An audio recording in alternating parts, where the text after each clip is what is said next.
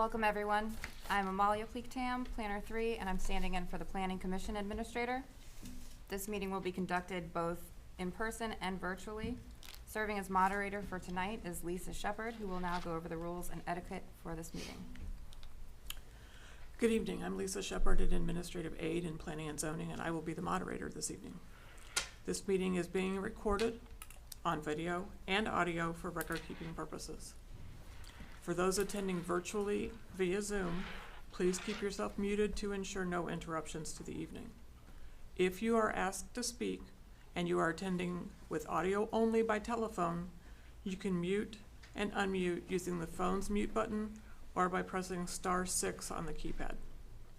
If you are attending virtually with a computer or a smart device, you can mute and unmute using the microphone mute button on the Zoom toolbar or by using keyboard shortcuts. Alt-A on Windows or Command-Shift-A on a Mac. When the floor is open for public comments or questions, those attending in person will be asked to speak first, and then those attending virtually. If speaking, please identify yourself for the record first and then speak. If attending by telephone and you wish to ask a question or make a comment, please press *9 on the touchpad to raise your hand, and you will be called upon in turn at that appropriate time. If you are attending virtually and wish to ask a question or make a comment, raise your Zoom hand and you will be called upon. Please say your name every time you speak for the benefit of those calling in who cannot see you. Finally, please use the Zoom chat to indicate if there appear to be technical difficulties or you cannot hear the meeting audio, and we will expeditiously to try to correct the problems. Please refrain from placing comments or questions in the Zoom chat, as not all in attendance at the public meeting can see those communications. Anybody have a question? Thank you, Lisa. I'll now turn the floor over to the Planning Commission Chair to call the meeting to order. Thank you. Good evening, everyone. Thank you for joining us for the Calvert County Planning Commission's August 30th, 2023 regular meeting. My name is Maria Bueller, and we will begin with item 1 on the proposed agenda. Roll call. Vice Chair Kernan. Here. Commissioner Gadway. Here. Commissioner Freeland. Here. Commissioner Toohey. Here. Commissioner Dr. Holler. Here. And Commissioner Williams. Here. We have a quorum. If you could all please stand with me for the Pledge of Allegiance.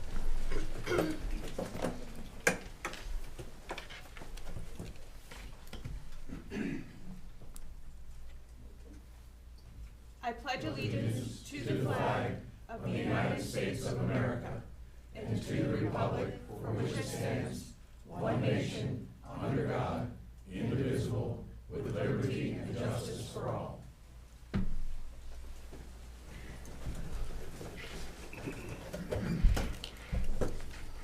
Thank you.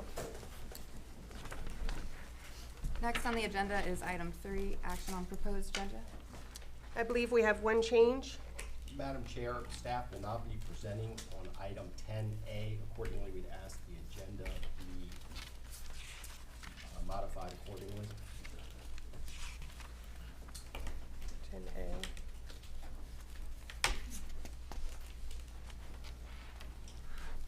Okay.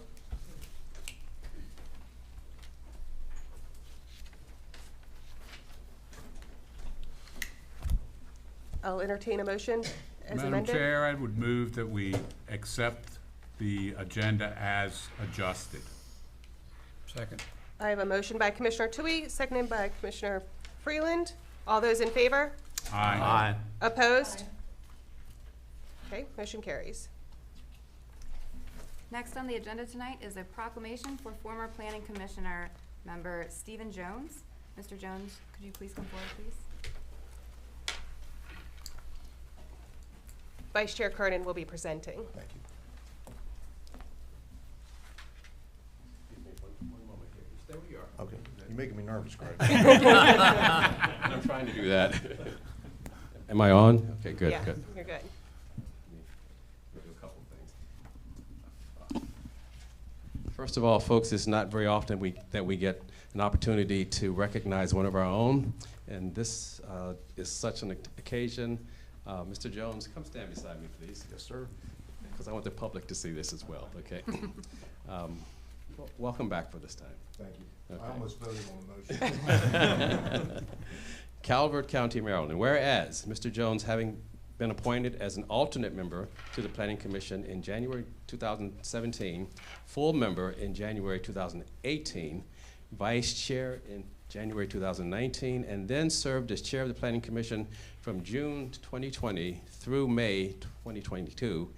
And whereas Mr. Jones has actively participated in the deliberations, oversight, and management of the Calvert County Preservation and Future Growth, contributed to the development and approval of the Calvert County Comprehensive Plan adopted in 2019 and amended in 2022, the Calvert County Land Preservation Parks and Recreation Plan in 2018 and again in 2022, and the Prince Frederick Town Center Master Plan and Dunkirk Town Center Master Plan update projects. And whereas Mr. Jones' further contributions include several capital improvement plans and many text amendments, and whereas Mr. Jones deserves special recognition for his leadership during the COVID-19 pandemic when the governor's proclamation of state of emergency and existence of catastrophic health emergency issued March 5th, 2020, and the subsequent executive order issued March 30th, 2022, prohibited large gatherings and events and required all persons to stay at home.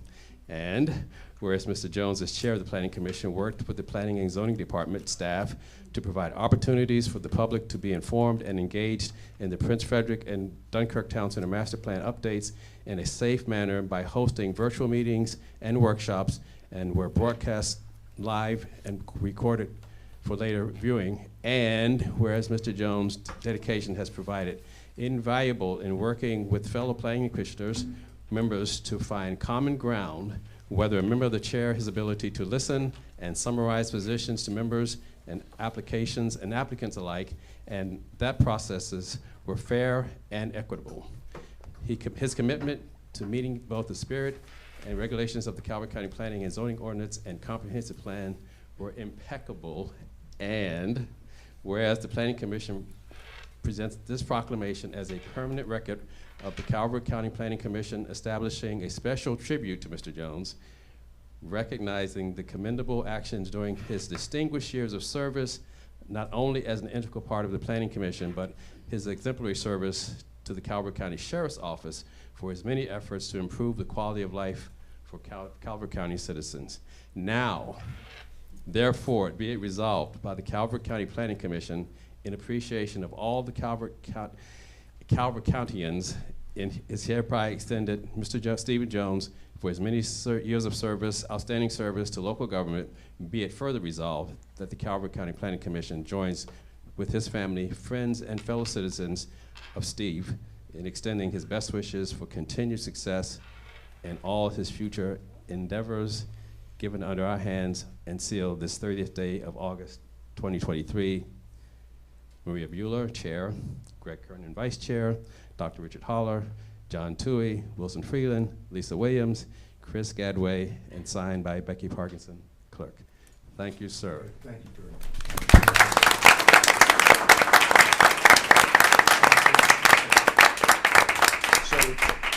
I feel bad you had to read all that, Greg. I just want to say to the board, I'll make this very quick. Thank you all very much. It was an absolute pleasure to work with each one. John, I may call you from time to time for some legal advice. Hopefully I don't have to, right? Thanks to the staff. Thank each and every one of you. You know, when you leave and you kind of stand back and look at this and you look at what you had around you, you're warriors, you truly are. And just thank you for the job that you did. I didn't always recognize you during every meeting. And also I want to recognize technology services, like Greg just said. We went through COVID. Oh my gosh, that was just something to go through and everything that they had to do, but we muddled through it. Thank you all, and God bless and carry on. Thank you.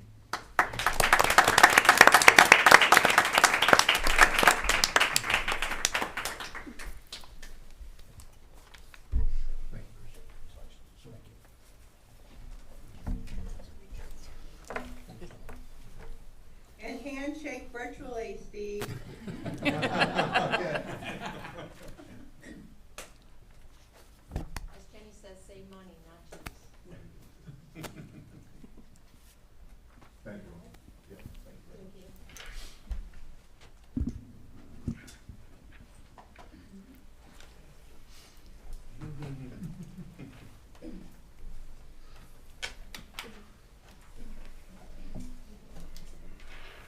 Next on the agenda is item 4, action on proposed summary of actions, July 19th, 2023, regular minutes.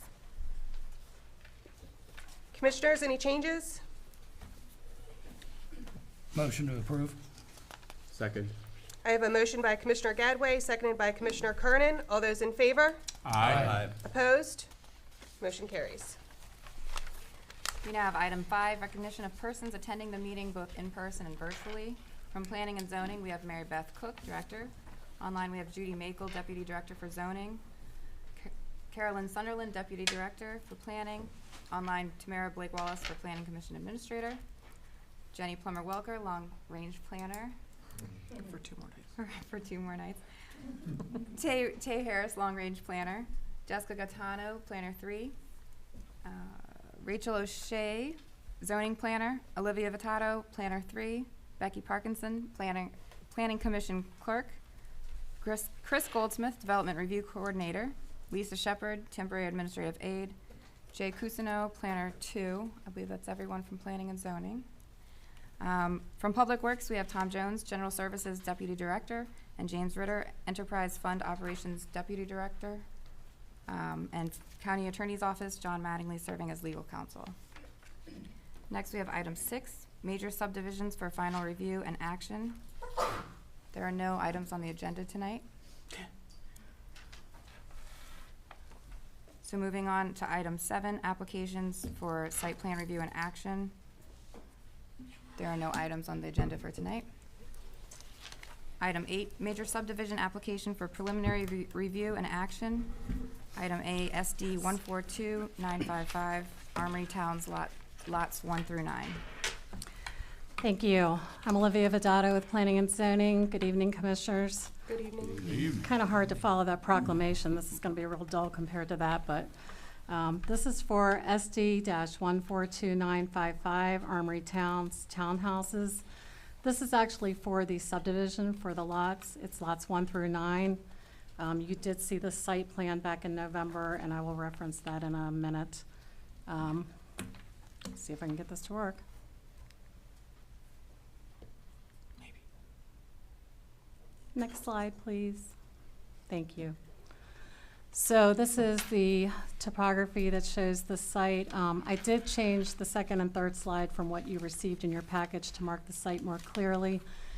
This is on Armory Road, if you were headed north, right before Fairground Road. Next slide, please. Or next slide. This is the aerial. And then the next slide, please. Thank you. So this is the subdivision preliminary layout. The property is located in Prince Frederick. It has frontage on Armory Road. It's in the Prince Frederick Town Center in the Old Town Transition District. It is comprised of 0.85 acres, proposed with 9 lots with a private right-of-way. The conceptual site plan for the townhouses was approved by the Planning Commission under CSPR-142755 on November 16th of 2022. So the property, it's an open field. There are rooms on it of a house and a shed. The applicant has contracted services to document the remains of the structures on the property prior to demolition.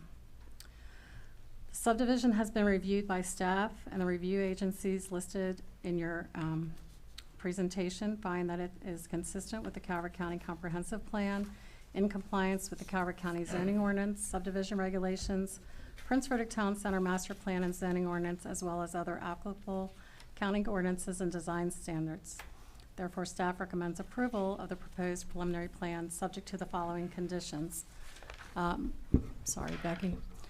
Most of the conditions are your standard conditions. I will point out a few, and you did see those along with the site plan back in November as well. There's open space requirement. They do meet the open space for the recreation area. There is a portion of the ordinance that if you are over the amount required based on the size of the property, you can do a fees in lieu, which they are doing. Their play fields they meet, their mini park they meet, parking they're meeting, which is 18 spaces plus 3 for the 15% overflow for a total of 21. With the site plan approval in November, the applicant received approval for a 25-foot front setback with the conceptual site plan approval, and that will be noted on the final plat for the subdivision as well. The TDRs and associated documents will be completed prior to final approval and will be noted on the final plat. There were text amendment changes last year adopted by the Board of County Commissioners in April of 2022 that may affect the computation of the TDRs, but they will be reviewed by the rural planner when the final plats are submitted and made sure that they are with those adopted changes. So the next steps for the Planning Commission for SD-142955 Armory Towns, lots 1 through 9, you may consider one of the following options. Number 1, approval with the conditions as listed above as recommended by staff. Number 2, approval with modification to the conditions recommended by staff. Number 3, deferral if the Planning Commission requires additional information prior to action. Number 4, denial of the project, which will require the applicant to make design changes and resubmit to Planning and Zoning for agency review prior to reconsideration by the Planning Commission. I am happy to answer any questions that I can answer. The engineer is here tonight as well if you have any questions that he needs to answer. Thank you.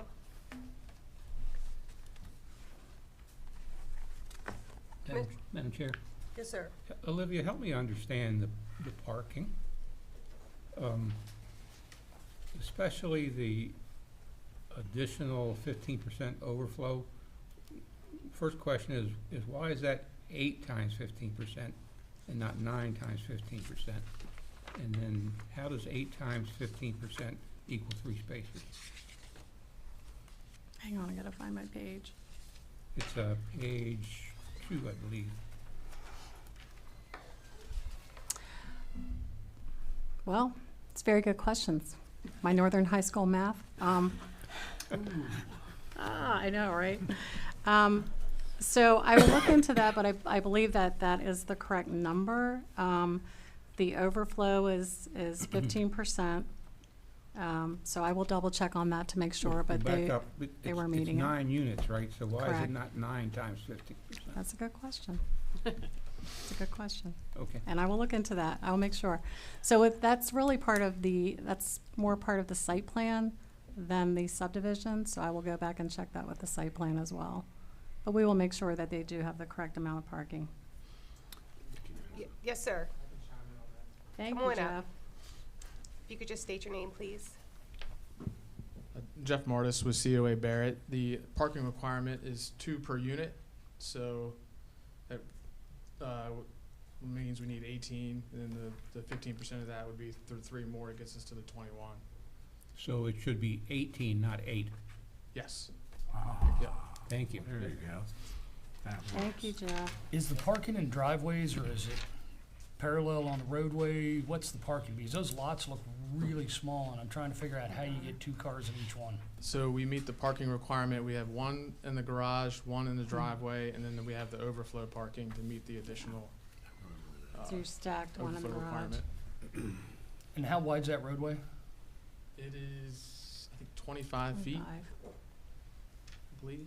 Where Okay. is the overflow parking gonna go? The overflow parking is in that area that's, I guess, Have a just to the pointer. west of that lot 7.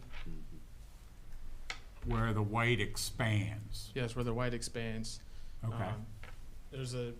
We have enough spaces there for overflow and for, we have it striped off on the site plan for vehicle turnaround. Yeah, So right how on the wide- other side of the common area. How wide is the vehicle turnaround area? It's wide enough for a parking space, so we've did So like. it's not a parking space though.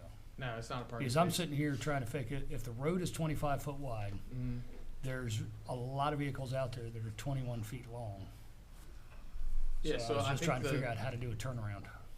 the road width in front of the houses, I believe, is actually 20 feet, and then where it gets to the parking, it's 25.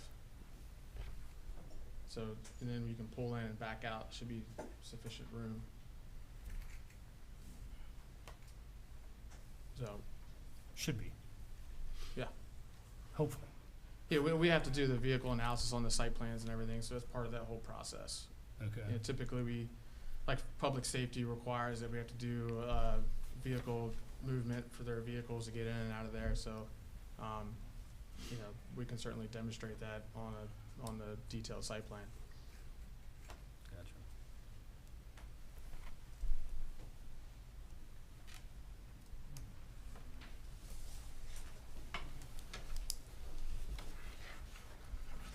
So public safety is not commented on this yet?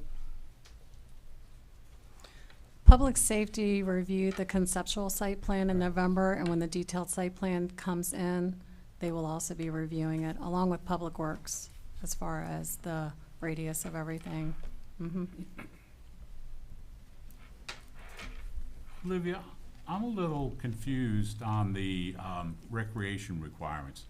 I see what we require, and it says that they're not only being met, but exceed. So they are going to put in the recreational facilities, right? Yes, sir. Now, it says above it that they're gonna pay fees in lieu. That Is has that- to do with the open space requirement, Okay. not the recreation. Okay, so we don't have So- enough open space there. Correct, Okay. correct. And the size of the acreage of the property itself is so small that to meet that would really penalize the site.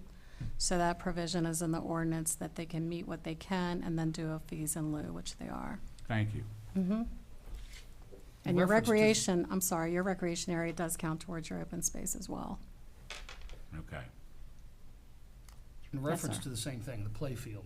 And help me understand what's on the paper here, because the play field demonstrates a 75 by 75. And it says 5,000 square feet is required, but 6597 is provided. 75 by 75 is 5625. Where's the 6597 coming from? So if you look at their entire common area, which is the green kind of square Okay, on the southern portion, that takes in the playfield and the mini park area. It's combined. okay, thank you. Again, that's more of a detail that was on the site plan that showed that more. I wasn't here then, sorry. No, it's okay, it's okay. I'd be happy to send that to you in an email if you'd like to see the site plan. Please. Sure.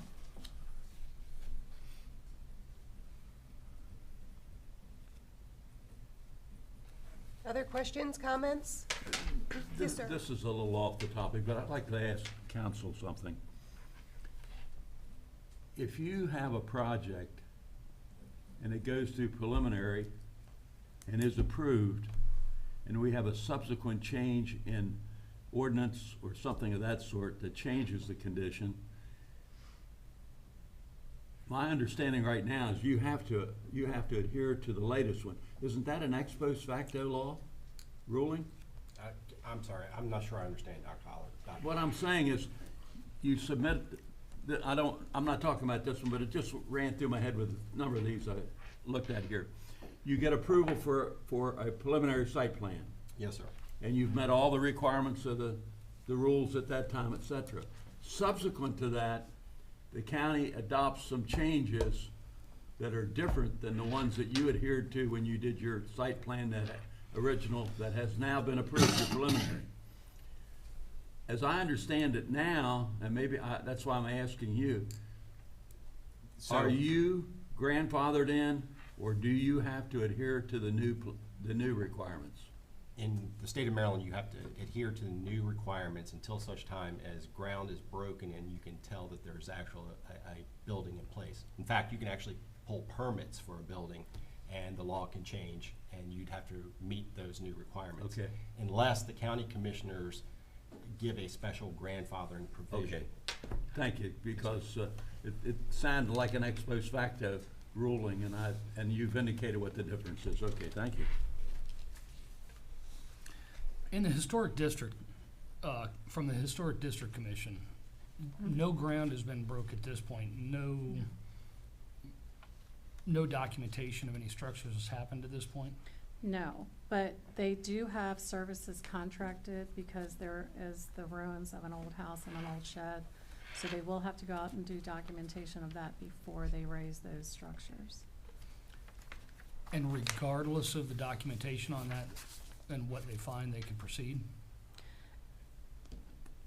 The only way that they wouldn't be able to proceed is if they found something that was significant that the historic planner would say, okay, now we need to look at this. But I believe that Chris Sperling is our historic planner in planning and zoning, and I believe that he has already gone out on the site and looked at what is out there and met with the, either the engineer or the owner on this property, which is why back when we did the site plan review, at that time, they already had contracted services for somebody to go out and document those structures. And that will be turned in to our historic planner.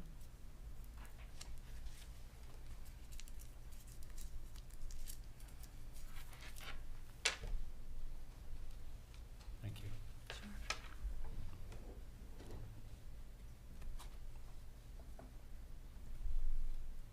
Any other questions or comments?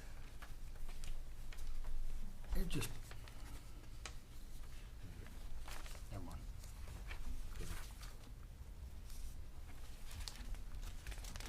I'll entertain a motion. One quick question. Yes, sir. What is the difference, please educate me, what is the difference between approval with the conditions as listed above or approval with modifications to conditions? As far as the choices that I gave you? Yes. So approval with the conditions as listed would be everything that I read out loud, which was the ones really more site-specific, but everything in the preliminary presentation that you have before you.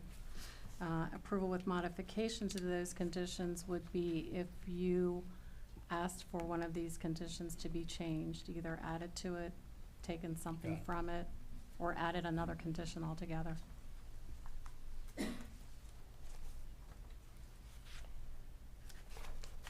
So would the I'm sorry, it's Lisa. So would the modification include the 18 versus the 8? I think it was a typo in the report. So would the modification include adding 18 instead of 8? I would look to council, but I would say yes, just to, I would- for I would- clarification. I would actually say no. Okay. It's just a typographical error. So clarification.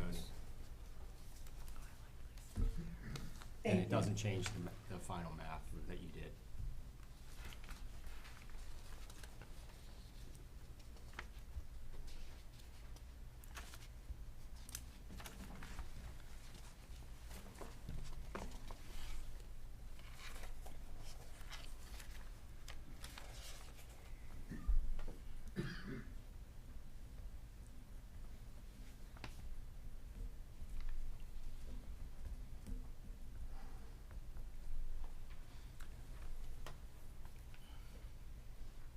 I'm still trying to wrap my head around the turnaround and how people are gonna get turned around in there and get out. What did public safety say about their apparatus or anything like that going into a dead-end street with very limited ability to turn around? So public safety's real review is with the site plan because there's more of the details on that related to the project. I will be happy when I send you a copy of the conceptual site plan to send you all of those comments and along with the name and the phone number of the person who made those comments, and happy to talk with you about that. I know you weren't here, so you're I at a know. disadvantage. Right. I just noticed there's a lot of vehicles that are longer than that roadway is wide. And trying to back out onto that road would be hazardous at best. I know I couldn't turn my truck around in there. And I'd really like to know where they are on that and making sure that that extra space is wide enough for equipment to be able to turn around and it's opened up enough back there. If you could help me out understand, what are the black dashed lines on that? On the map that's up there? Jeff, I'm gonna have you come up and explain more better than but I will include all of that information for you. And I'll be happy to send everything to all the members as well when I send that. Sorry, Olivia, this is Jeff Go ahead. Martis with COA Barrett. The black dash lines on there is storm drain pipes. Okay. And one thing I will add on with the fire, the public safety ordinance, if the road is less than 300 feet, then you don't even have to provide a turnaround for it because they have enough access to reach it from the road.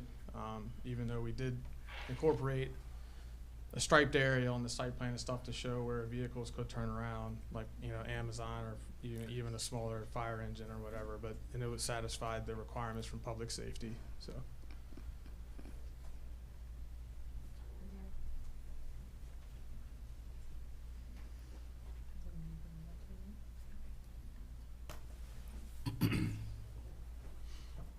So Olivia, Yeah, oh, and sorry, thank you, Jeff. I thought you might have more questions on the stormwater management on that. on the front page, your memo, it says that public safety submitted comments on 517 as well as 622, but they're not included. I have only included anybody's comments that had comments for notes or conditions or changes to the plan. If they approved it with no comments, there are no comments for me to include. So they had no comments. But again, they're gonna look more at the actual site plan itself because that is the, you know, drilled down, here's everything we're doing with these townhouses. This is just a subdivision plan creating lots.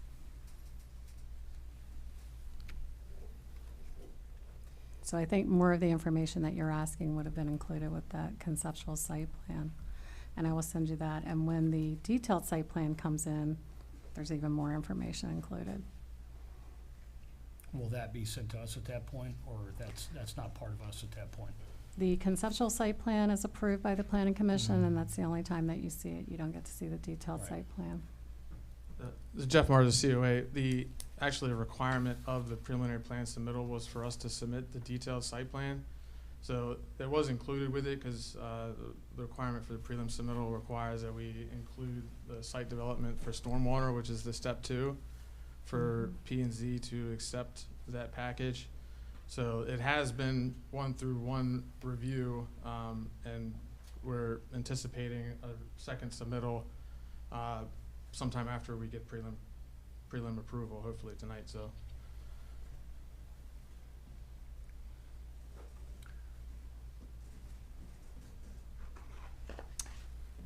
I know some of the other commissioners up here have seen that.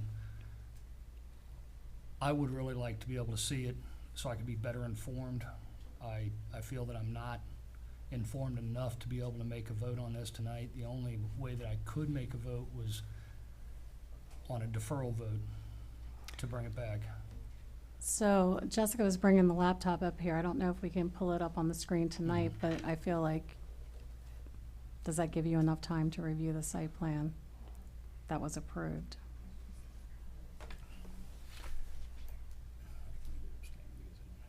Excuse me. That's ahead. fine. Or I can make a motion to defer until I get the information. Okay.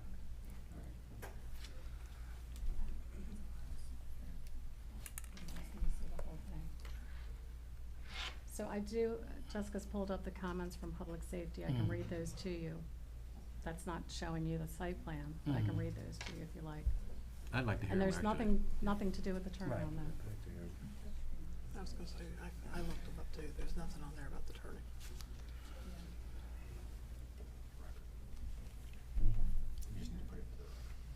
We're getting there, technical difficulty.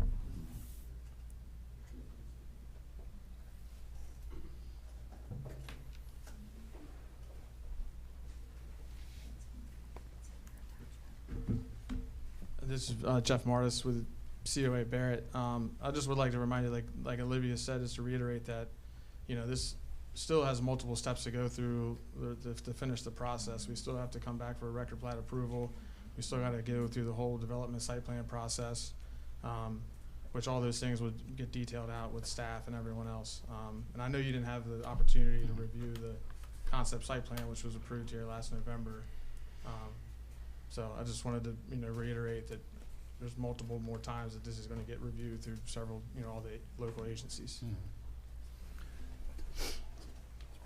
Yes, and the process for site plans, Commissioner Gadway, is conceptual review. Site plans come in for the planning commission to approve, and then the detailed site plans go through staff. So,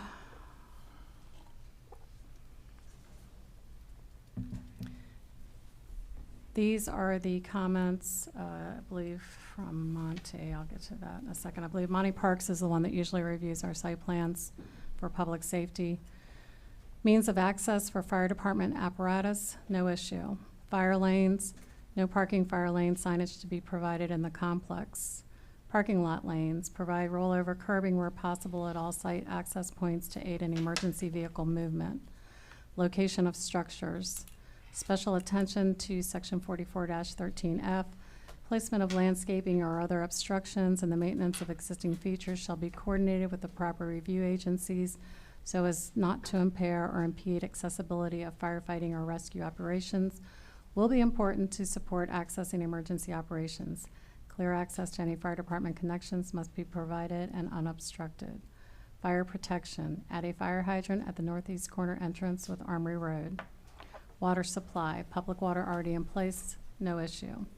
Fire protection during construction. Add the full revised section A through F to the general construction notes.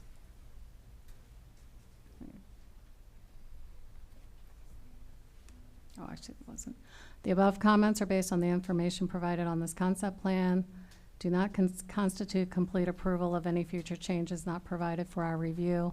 Bob Hall Jr., Site Plan Review Officer. Thank you.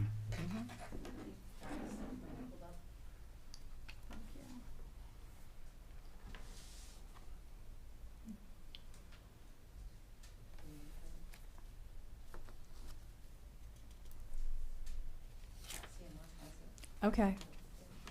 Well, it was kind of sliding. Go ahead, Daryl, thank you. So they didn't know, It went, and then it went. So if you can scroll down to the page that says like site layout. I can't see that far. No.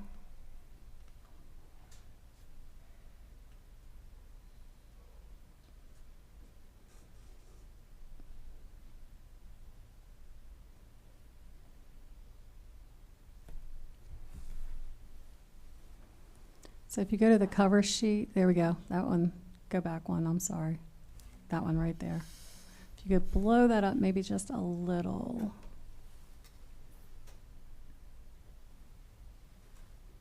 There we go. Okay. So this was the conceptual site plan that came in November of 2022 last year that was approved by the Planning Commission. With the location of that hashed out area, a vehicle can't back into that.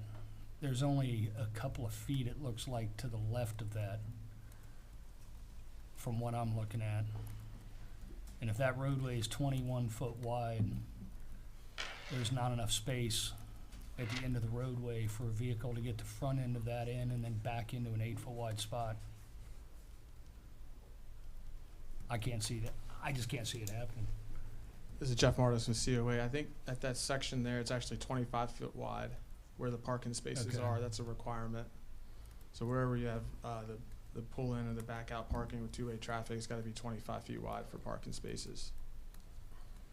So the roadway section before that, where just the townhouses are, is 20 feet, and then it expands to 25 foot wide where the parking is on the south side. So how would you, if you were driving a Mhm. long bed extra cab pickup, Mhm. how would you turn around on that street? Not an emergency vehicle, just a regular Yeah. contractor. You're saying like if all three of those spaces were If all filled three of up? those spaces are occupied and the driveways are occupied, because I can't pull up and Joe contractor shouldn't be pulling up into somebody's driveway to turn around. Well, you have the 18 feet for the parking space, and you have 25 additional feet behind it. So that should be sufficient And space the parking to get space is in. 8 foot wide, Parking spaces are 9 foot 9 wide. foot, okay. Yes. What's the distance between the edge of the parking space and the end of the street? I can't quite see that. 6 feet. Okay. It looks smaller on the map, okay.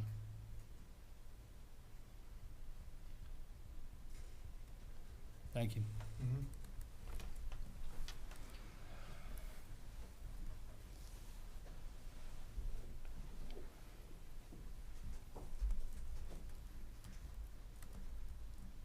Still for motion. Still looking for a motion?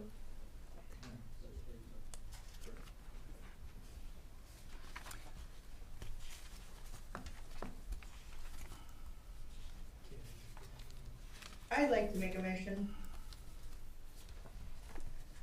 for SD 14295 Armory Towns, lot 1 through 9, for the planning commission to approve with conditions as listed above, as recommended by staff. I would like to second that motion. I have a motion by Commissioner Williams, seconded by Commissioner Tui. Do I have any further discussion? All those in favor? Aye. Opposed? Abstained? All right, motion carries. Do you want to do a roll call? Okay, if we could do a roll call vote. Vice Chair Curtin? Aye. Commissioner Gadway? Aye. Commissioner Freeland? Aye. Commissioner Tui? Aye. Commissioner Dr. Holler? Aye. Commissioner Williams? Aye. Thank you, folks. Thank you, Commissioners, Thank and you, Olivia. Commissioner Gadway. I will still send that information to you, okay? Thank you so much. Appreciate your time. Moving on to item 9, or sorry, item 9, long-range planning. What was this? Good evening, Commissioners. Good Good evening. evening. Jenny Plummer-Welker, Long Range Planner, for 2 more days. Thank you for joining us. Thank you. If I could have Tay Harris come join me, please. I'd like to introduce the new Long Range Planner, Tay Harris. Tay Harris joins us from the Maryland Department of Natural Resources Critical Area Commission. But prior to that, she worked with Calvert County Department of Planning and Zoning, working on environmental issues and also assisting the Long Range Planning Group with the Calvert County Comprehensive Plan update at the early stage during when we were reaching out to the public. So it's my pleasure to introduce Tay. You have a fuzz on the back of your head. So it's nice to meet you all tonight, and I look forward to meeting with you all. I have many years of comprehensive planning under my belt. I was the sole proprietor at one point raising my children, and I did contract work on small area plans in Allegheny County and Carroll County. So I have a lot of experience doing small area flood mitigation plans with sea level rise integrated into it. So I've been through the process with public and outreach for years, and so I'm very happy to get to serve Calvert County and follow in Jenny's footsteps. So thank you. Welcome. Yes, welcome. Welcome. Thank you, Commissioner Williams and everyone. In addition, we have another planner. She is not able to be with us this evening, but Kelsey Chavez has been selected as Planner 1. Earlier this summer, Kat Lockwood was promoted to Planner 2, and Kelsey is joining us. She has 2 years' experience as a permit technician with inspections and permits, which is also in Calvert County Planning and Zoning. So staff will be introducing her to you at a future meeting. So that concludes the introduction. I believe next item on the agenda is the Town Center Master Plan updates. Tay will be taking over the Prince Frederick and Dunkirk Town Center Master Plan updates. Thanks to the county administrator and director Mary Beth Cook, Tay Harris and I have had a 4-week overlap, so trying to share as much knowledge and get her up to speed so she can continue on with Dunkirk and Prince Frederick. Great. that concludes our presentation for long range. I believe next up is Jessica Catano. Thank you. Thank you very much. Are you getting ready to step away? I am getting ready Or to step you're away. coming back? What? You're coming back again for the town center master plan? We just covered that. Right, okay. I promise not to ask you any more questions after Friday. You have Thank you so much. 2 more days, and I'd be glad to answer Force you any to of change your your phone number? questions. Well, Tay gets my phone number. But if it, anything to do with a priority funding area or census designated place, you have 2 days to ask. Thank you. Thank you, Jenny. Thank you. What time on Friday, Jen?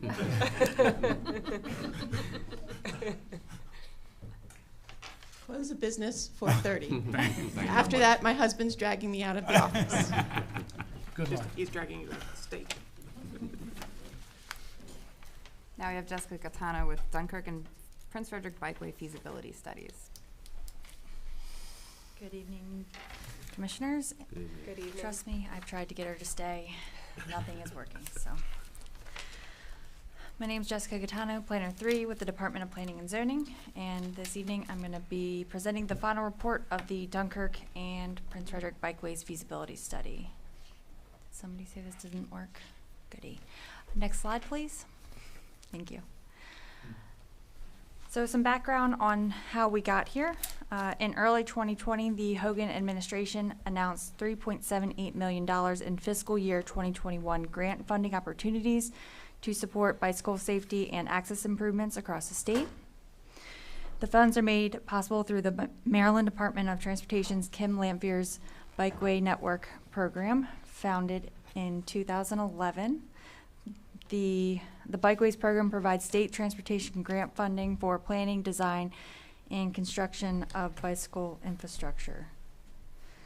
In 2021, the Calvert County Board of County Commissioners was awarded grant funding in the amount of $88,000 with a matching fund contribution of $22,000 for a feasibility study with a focus area on the Dunkirk and Prince Frederick town centers. And we received questions yesterday from the Board of County Commissioners, why these 2 town centers?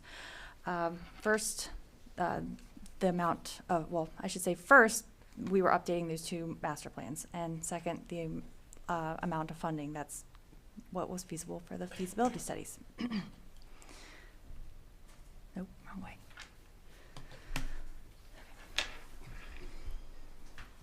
So our primary goal is to connect key destinations within the town centers with a low-stress network of bicycle facilities for users of all ages and abilities. The intent of the study is to serve short trips within the Prince Frederick and Dunkirk town centers. It is not the intention at this time to connect town centers with one another. The proposed improvements are intended to serve a variety of users for very localized trips, and also to obtain goals consistent with the 2040 comprehensive plan. The Calvert County Comprehensive Plan, adopted in August of 2019 and amended in 2022, advocates for the creation of safe and attractive paths that allow people to travel within the town centers, connecting residential, commercial, recreational, institutional, and employment areas. So real fast, there are 5 primary bicycle facility types that are included in the report. From left to right on the screen, the bicycle facilities go from the most protected and separation from motorists to the least. So from the left, the shared use path, this would be the ideal facility anywhere and everywhere for bicyclists and pedestrians in a perfect world, but obviously in an area that's already quite developed, opportunities is limited. But these pathways are ideally 10 to 12 feet wide to accommodate bidirectional walking and bicycling with a 2-foot wide grass shoulder area to provide the greatest protection and separation from motorists. The next 2 facilities, the protected bike lane and bike lane, are somewhat similar in that they make it very clear to drivers that they should expect to see bicyclists in the area, and that those bicyclists are usually provided a 5-foot wide lane and a 2-foot wide buffer from motorists. Ideally, where conditions are appropriate, we would recommend some sort of roadway treatment and a physical separation such as flex posts, curbing, or even reflectors. Then we just had the paved shoulder where there wouldn't be any particular markings on the roadway. Usually there's some sort of signage in the area to share the road, but it is shared with motorists for emergency stopping. And lastly, we have the shared lane marking, or the SHARO, which is indicated by a bike icon and a chevron arrow, which is marked on the roadway advising motorists that bicyclists may be present, and it also indicates to bicyclists where to position themselves within a travel lane, especially when there is no shoulder. All right, design considerations. So we started by identifying key origins and destinations in the Dunkirk and Prince Frederick Town Centers.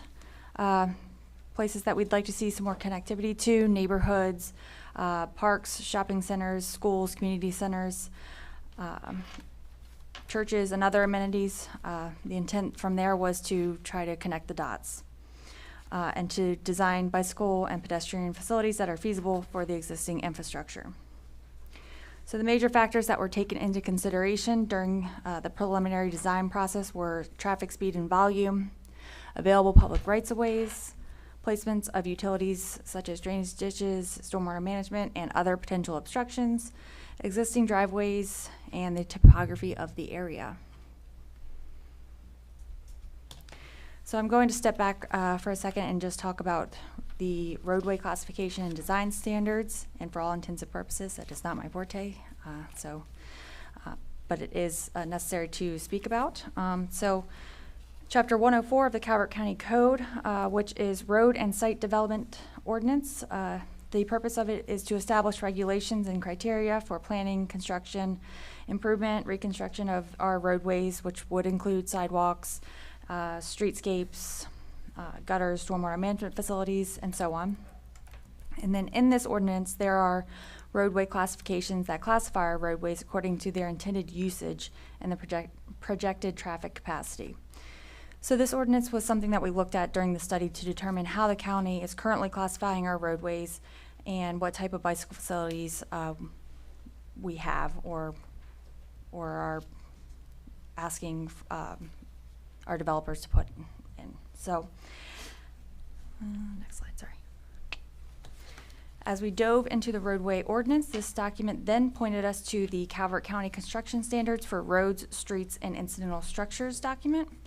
And this document provides construction standards to engineering personnel, contractors, and developers, a catalog of standards for roads constructed on county-owned roadways. And we found that currently most of the roadway classification standard, typical sections, and details do not provide specifications for any sort of bicycle facilities. So at the bottom of the screen there you'll see an existing standard road detail for a minor residential collector roadway. And then we included a potential proposed detail for the same type of roadway showing a 5-foot bike lane. And this is just to show a comparison of what we are potentially looking to work towards.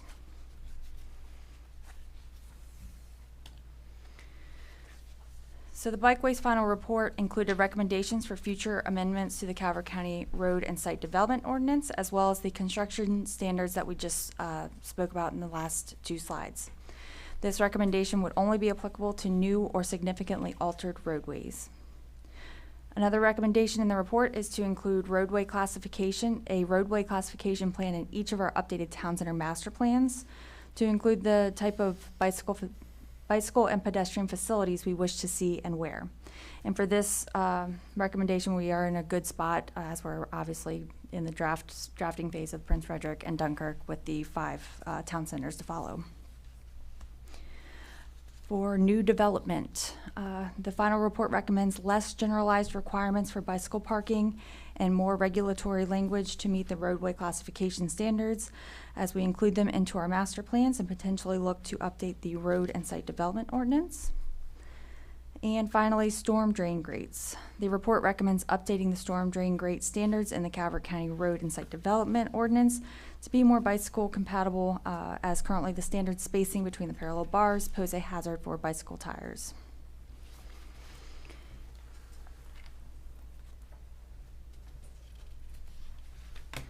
All right, so let's jump into Dunkirk. So our intended Bikeways Network goal is to connect the 2 parks, the Dunkirk District Park and Ward Farm Park, connect to adjacent neighborhoods and shopping centers safely. So first, the report recommends reducing Town Center Boulevard and Dunkirk Way to one lane in each direction with a shared center turn lane, and add either a protected bike lane or a separate on-street bike lane to the roadway. Currently, there are 2 lanes in each direction with no shoulders, but they do have sidewalks. Second, the report recommends constructing a pathway between the Apple Green community and Dunkirk Way down at the southern end of the town center. Currently, the county owns the right-of-way in that area, but there is no connection at this time for any type of vehicle or bicycle. And third, the recommendation is to construct a shared use path between the Dunkirk District Park and Ward Farm Park along Ward Farm Road. And finally, the report recommends extending a pathway to allow pedestrians and bicycle access to and from Dunkirk District Park to the shopping center along Ferry Landing Road by adding a pedestrian gate to the side or rear of the park, depending on how you're oriented. But it's indicated by number 4 on the map. So currently we are seeing a lot of foot traffic, particularly young adults and teenagers who leave the park by foot and either cross at the signal at Maryland 4 to go to McDonald's across the street there, or walk down the grass on the side of Route 4 to get to Burger King or Wawa. So the goal there really is to get pedestrians, bicyclists off the street, and off the main roadway safely. Before I move off of Dunkirk, do we have any questions on these? Yes, please. Yes. Some of the stuff I absolutely love up there, but I'm curious, why would a developer build Town Center Boulevard and Dunkirk Way 4 lanes if we didn't need 4 lanes up there, if it wasn't a requirement for 4 lanes? If we're gonna eliminate 2 lanes, one direction each direction, why would they have built it that wide to begin with if they didn't anticipate the need for it at some point in the future? Sorry, I got a similar question yesterday, and Mary Beth Thank Cook, you. Director of Planning and Zoning. So it was the road standard at the time. Mm-hmm. And if we're going to adjust the road standards and put in a bike lane and then turning lanes, it could serve the same purpose. I'm not aware that there's a lot of traffic traveling that road. I know that there are some difficulties getting in and out of some of the developments, but that road itself doesn't carry a lot of traffic, so it could be reanalyzed. So far. So far, Right. yes. And I don't know that there's a lot more potential in that. I think there might be 2 undeveloped lots in Right. there, so. Something to look at. It would be analyzed. It wouldn't happen overnight. There would be some design. Good answer. she's great, isn't she? And I really want to make this clear. This is a feasibility study, Right. and these were just some concepts to connect a couple amenities. And I worked with DPW, and some of the concepts we thought were wonderful, and some of them we were like, maybe we can look into it a different way. And we are not married to any of them, so we got a grant, and I want to share what we got out of it, and I'd love to hear, like you said, things that may or may not work based on your experiences as well. I would just hate to see road capacity reduced. That's, traffic and road capacity being reduced. That'd be a tough sell. Of course, but we are hearing a lot of. I think Jenny has presented this previously. Is one of the highest, comments that we hear for Dunkirk is they want to see, connectivity for pedestrians and bicyclists. So They want walkable communities, that's what they want. Right. that's right. I just think there might be another alternative to by reducing the capacity by 50% for vehicular traffic at the costs of 1.8 million. I would think that there might be an alternative means of spending 1.8 million to reduce vehicular traffic capacity by 50%. There might be another way to Sure. put a dedicated pathway, your first option, your best option, out there for something that might not cost that much more. We intend to look at all Yeah. all the options. Yes. Thank you. No, thank you. I just wanted to comment that traveling Route 4 south in Prince Frederick, turning left onto 231, they added a bike lane.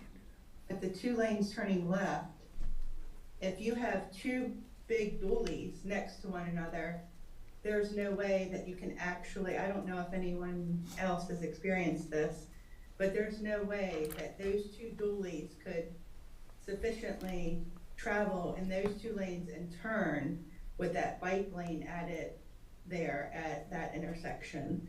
So I'd like to see it avoided at all costs to reduce lanes to add a bike lane, especially on like Route 4 or a main corridor like that, moving forward.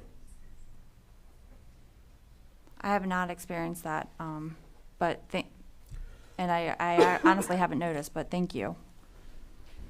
It's super tight there, like mirrors, I've clipped mirrors before, like I've seen it, absolutely. I'm not sure who approved it or how that came about, but it's super tight making that turn. Well, we haven't gotten And I travel it pretty much every day.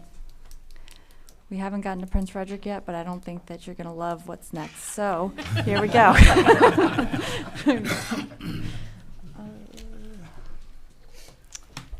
Jessica? Yes, Have we please. looked at any solutions for bike storage? I know that in cities that have expanded their bike usage, one of the natural effects is they have thousands of bikes that have to go someplace during the work day. And do we have bike parking? Have we looked at that at all? That's definitely something that we'd like to maybe put more regulatory language into our zoning ordinance update for, residential, commercial.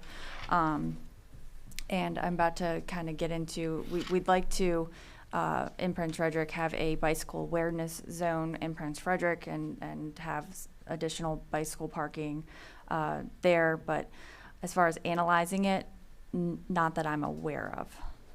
Thank you. So moving to Prince Frederick. In the report, this was broken up into 2 categories, short-term and long-term. So for Prince Frederick, we have the same strategy, trying to connect neighborhoods, shopping centers, schools, and our Main Street area, our civic area, as economically and safely as possible.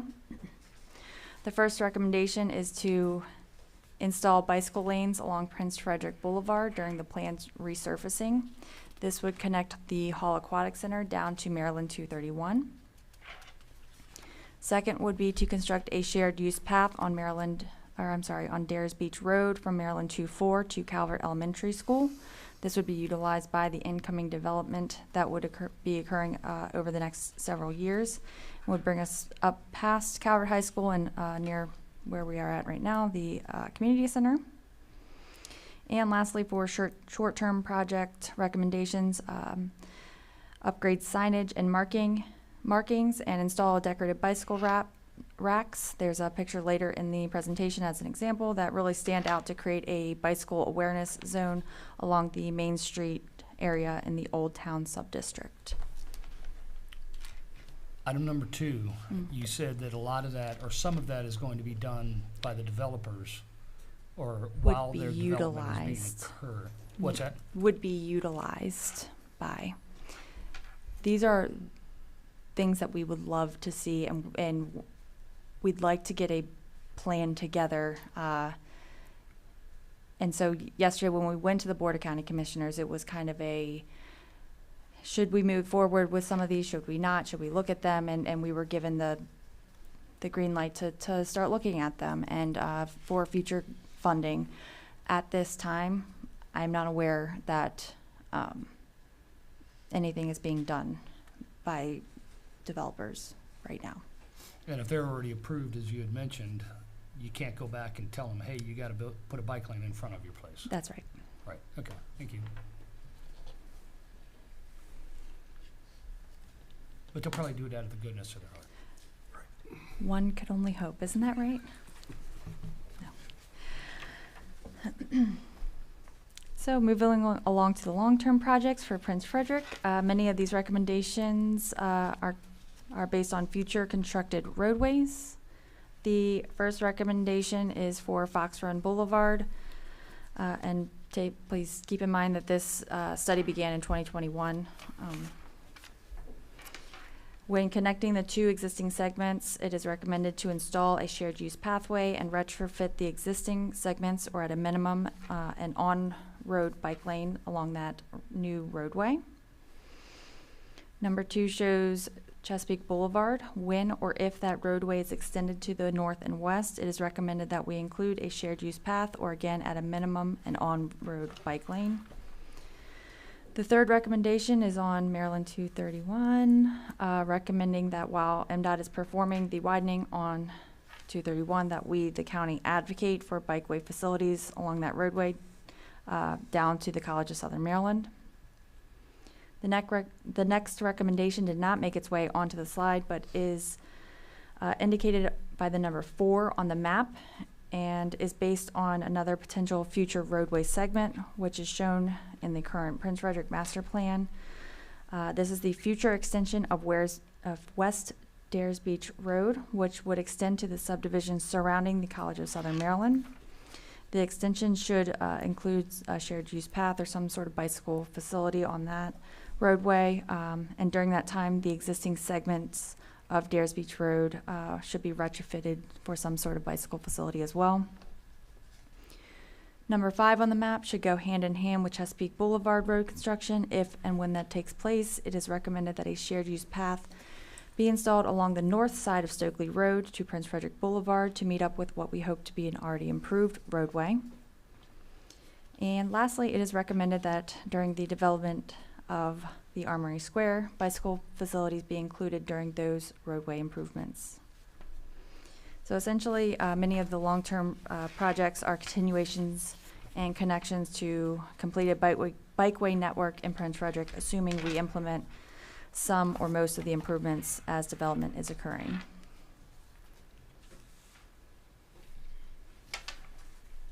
No, nothing? Okay, I'll keep going. So, next steps. I'm really just here to present the findings of the Dunkirk and Prince Frederick Bikeways Feasibility Study final report, explain how this grant funding was used and what the recommendations, potential improvements are, and what the county's going to start looking at. So again, this was presented to the Board of County Commissioners yesterday. Staff was directed to move forward on looking at some of these recommendations, such as potentially updating the road ordinance and some of those details that we had spoken about. As you guys are alluded to, some projects, it might be too late to ask a developer to do it, but that doesn't mean that we can't go after alternative funding either. So. Very good, Jessica. Oh wow, thank you, Greg. Is there any other questions or comments? Very in-depth, thank you. Thank you.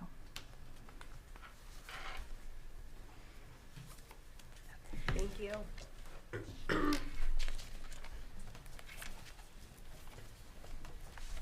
All right, moving on to item 10B, text amendment case 2302. Rachel O'Shea.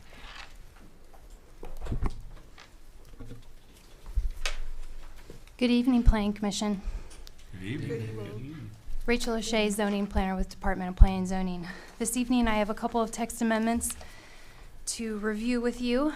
The first being text amendment 23-02, amendment to the Calvert County zoning ordinance to allow automobile filling stations in the Lusby Town Center.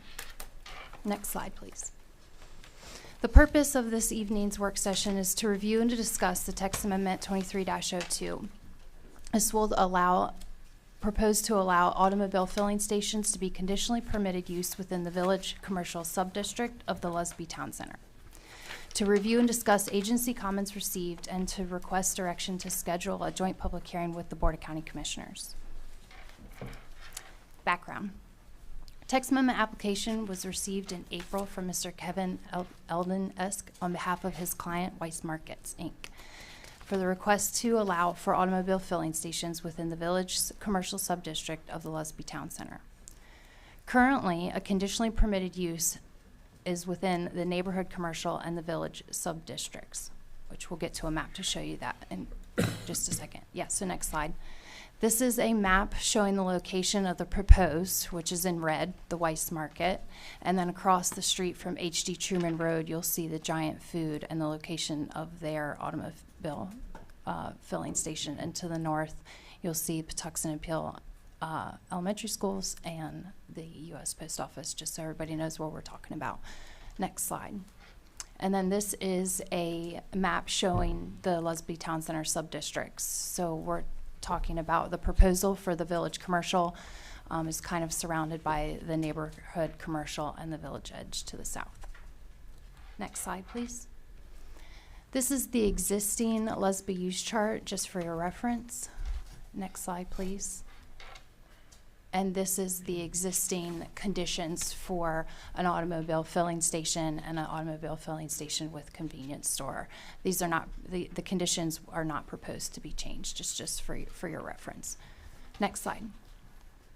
And then this is the proposed text amendment, adding a C for conditionally permitted under village commercial for uses number 1 and 2, automobile filling station and automobile filling station with convenience store. Next slide, please. And so then we get to agency comments that we received. One being from the Economic Development Advisory Commission, and they were in support of the text amendment proposal. And then from our very own long-range planning that wanted to bring focus to the Lusby Master Plan. Exhibit 4-1 on page 19. Neighborhood commercial is intended to promote development of the convenience commercial uses that serve the nearby population centers and highway traffic. And the village commercial is intended to promote the intense use of land for commercial development and traditional patterns of town development. And next slide, please. This brings us to our conclusion, recommendation, and next step. Staff recommends the Planning Commission review and discuss the proposal and as well as the agency comments received, and to direct staff to schedule a joint public hearing with the Board of County Commissioners.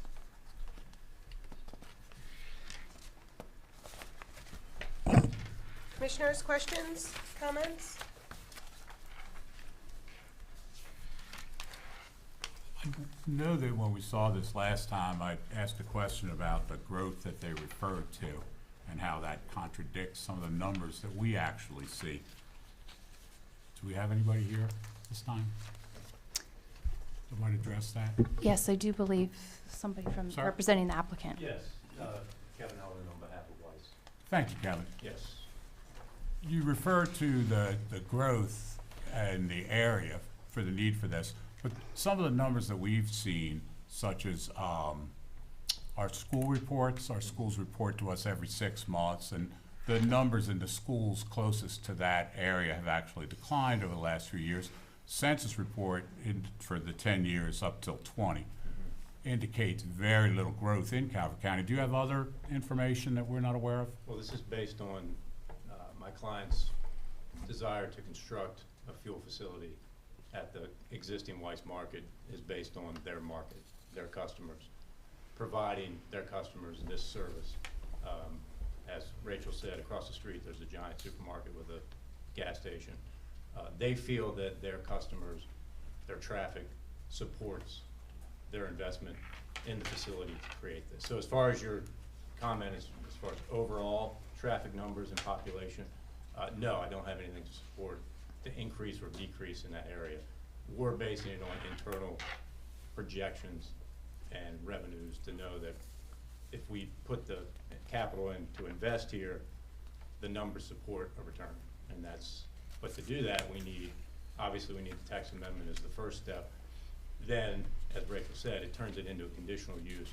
We still have to go through the process for a special exception and meet those criteria, which we think we do. But that's, that's the next step. Thank you. So, When your client purchased the property in Village Commercial, it was not zoned for automobile filling stations.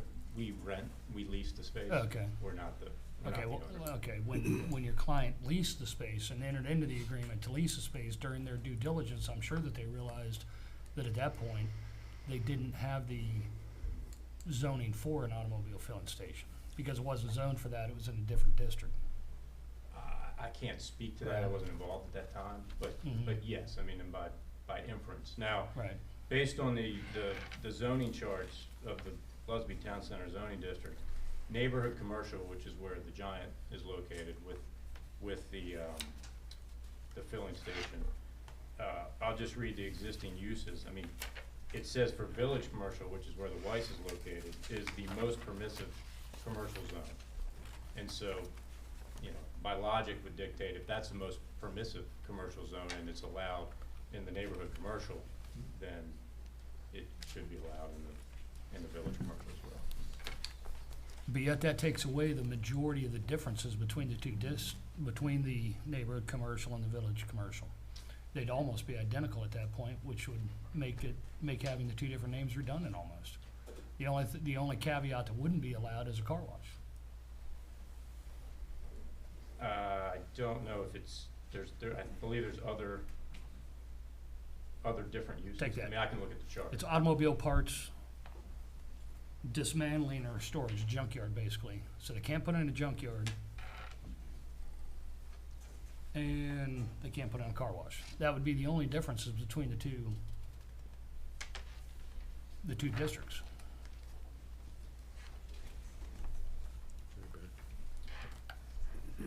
Mary Beth Cook, Director of Planning and Zoning.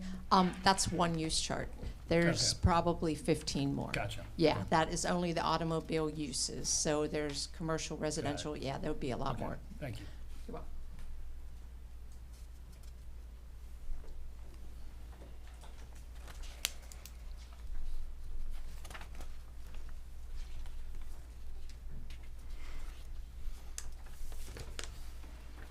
Other questions, comments? Madam Chair, I'd like to make a motion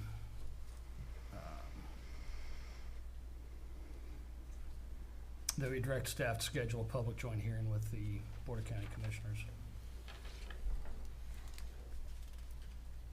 I have a question. Yes, ma'am. So, this is Lisa. After the joint public hearing, will it come back to the planning commission or does it go straight to the commissioners? No, the joint public hearing would be both the planning commission and the Board of County Commissioners Okay. for hopefully action on the Okay. proposal. Thank you. So I have a motion by Commissioner Gadway. Do I have a second? Second. A second by Commissioner Kernan. Any further discussion? All those in favor? Aye. Opposed? Opposed? Motion carries. Thank you.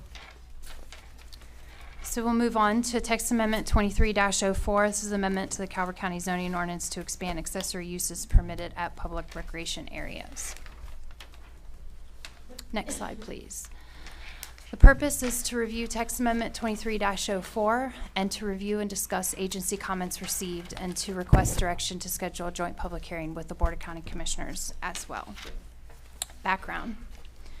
Staff received requests from the Department of Parks and Recreation to expand accessory uses permitted at public recreational areas. Parks and Rec is interested in building an indoor recreational facility to serve the growing need for pickleball courts. This indoor facility will also allow for other indoor recreational sport activities at public parks. The zoning ordinance currently restricts indoor recreational facilities at public recreational areas, hence this proposal this evening. Next slide, please. So this is the existing public recreational use or area use table, just for your reference. And we'll just then go to the next slide, which is the proposed change to the conditions. Number 2, in all other districts, only buildings that are associated with or accessory to the primary use, such as indoor recreational facilities, community centers, restrooms, dressing rooms, equipment storage, maintenance buildings, open-air pavilions, accessory offices, and meeting space, etc., shall be permitted. So we're adding the language to expand the accessory facilities that would be allowed at public recreational areas. Next slide, please. Agency comments received on this text amendment, again, from Economic Development Advisory Commission. They were in support, but also asked for consideration to utilizing existing structures prior to the development of new facilities. And as well from the Department of Parks and Recreation, they were in support of the proposed text amendment. And then our recommendation next step, staff recommends the Planning Commission review the proposal as well as the agency comments received and direct staff to schedule a joint public hearing with the Board of County Commissioners. Thank you.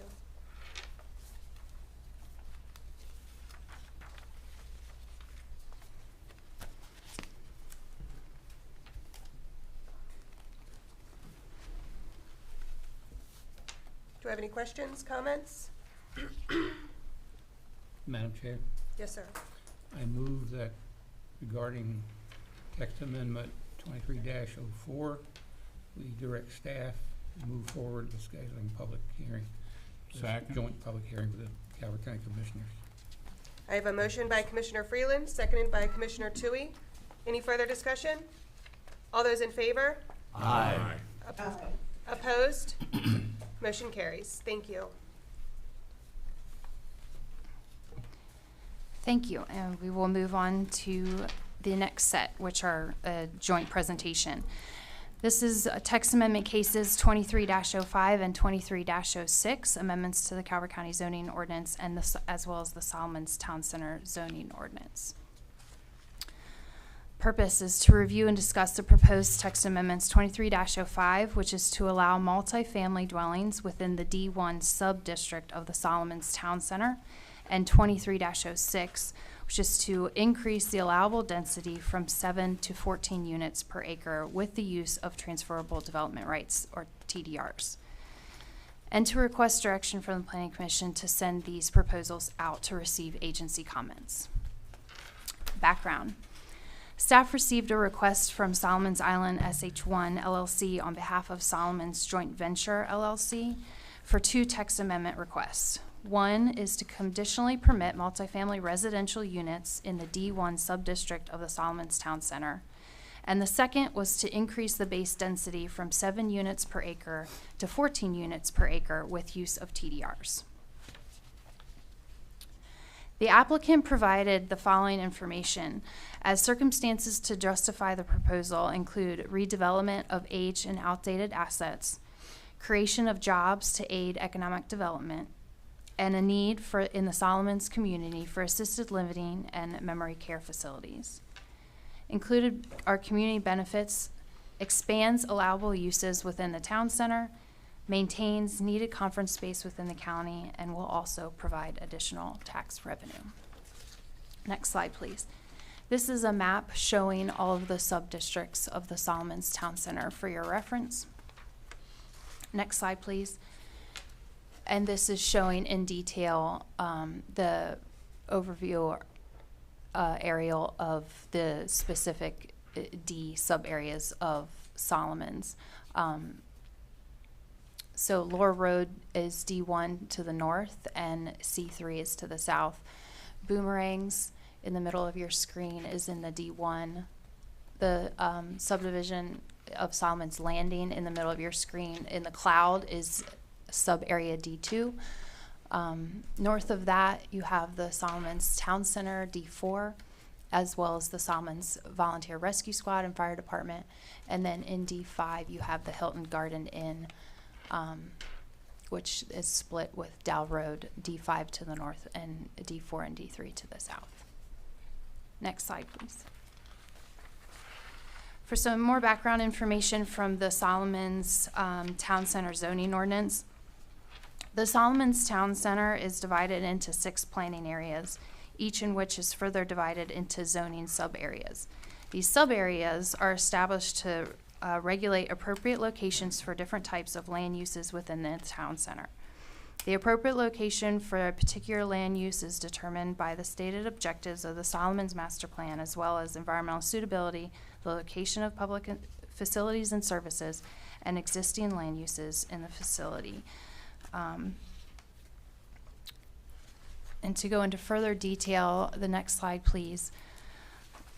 So specifically now then talking about the sub-area of Planning Area D. Planning Area D is further divided into zoning sub-areas as shown on the official official Solomon's Town Center zoning map. The following policies relating to the zoning of each sub-area are included in the Solomon's Master Plan and intended to be implemented and enforced through the Solomon's Town Center ordinance.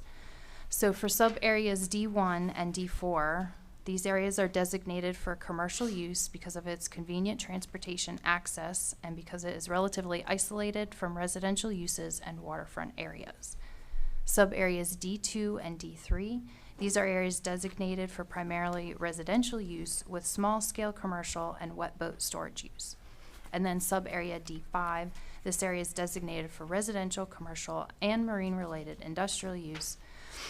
Master plans for large underdeveloped land holdings are encouraged.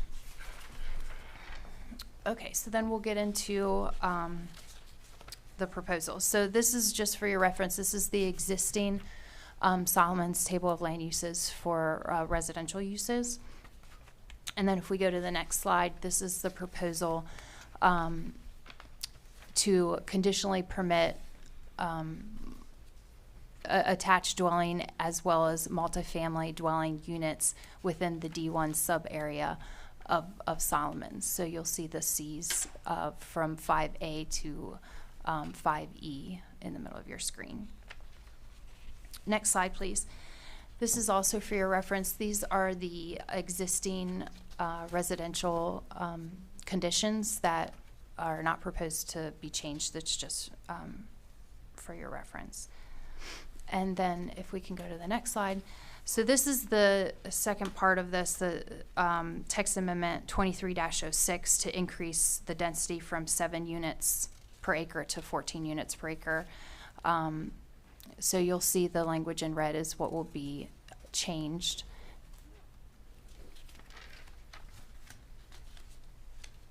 Next slide, please.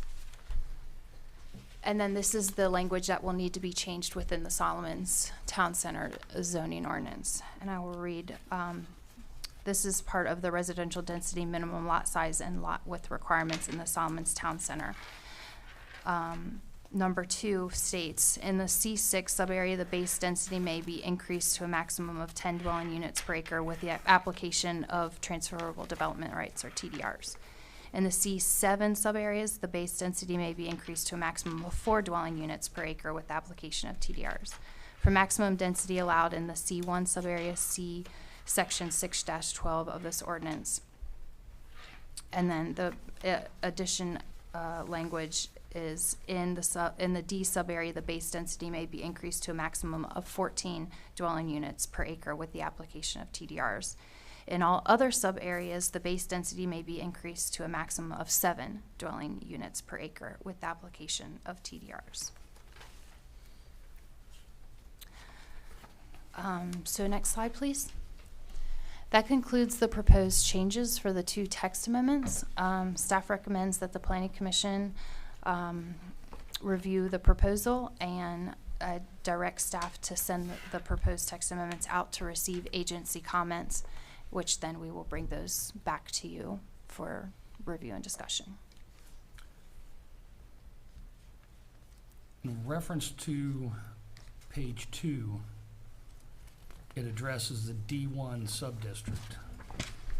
And then on one of the last slides you had, it says the D sub-area.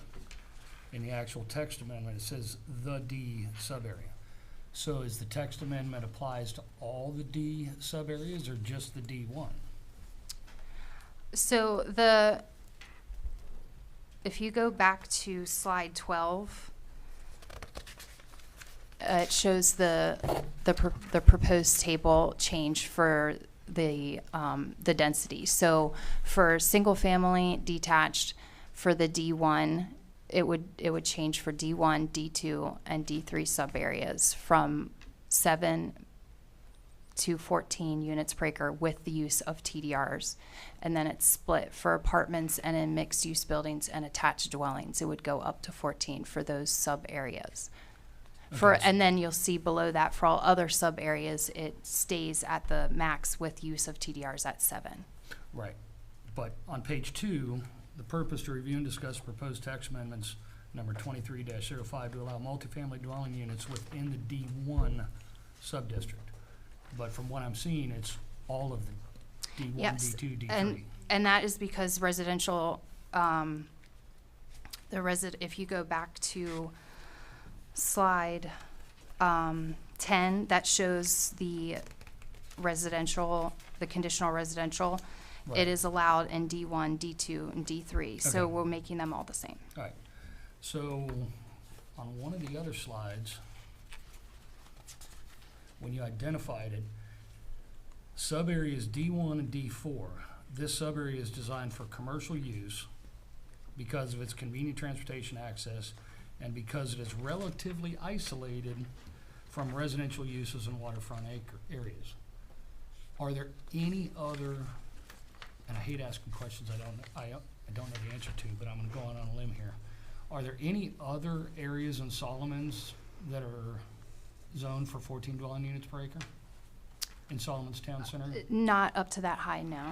Okay. I believe the max is, that it goes up to is 10. Okay. So for,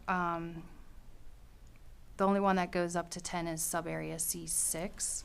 Right. We do have the C1 sub-area, and this is only for apartments and mixed-use building, attached dwellings. That, with TDRs, that could go up to 20. So that's the only one. But all, they're all different, and they all range.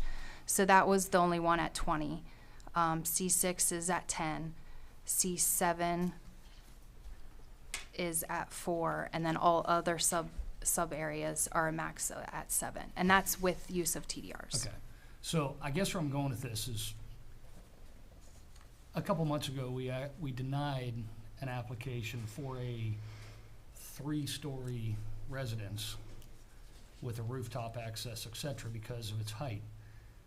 But we take a look at what 14 dwelling units per acre is, and it's 4 stories minimum to get 14 dwelling units per acre. You go over and look at where we currently have 13.8 dwelling units per acre. You take and copy that, put that down at Solomon's, that is gonna fundamentally change the entire look of that area down there. It wouldn't be the quaint Solomon's that we all know and love. My thoughts. It would be fundamentally changing the entire area down there.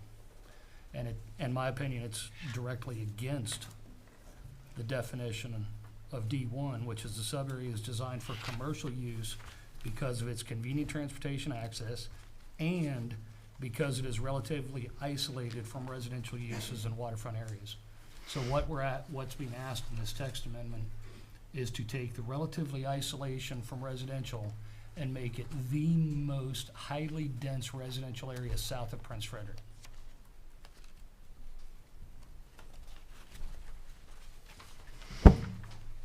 Sorry, that was not a mic drop. With that, I'd make a recommendation, I'd make a motion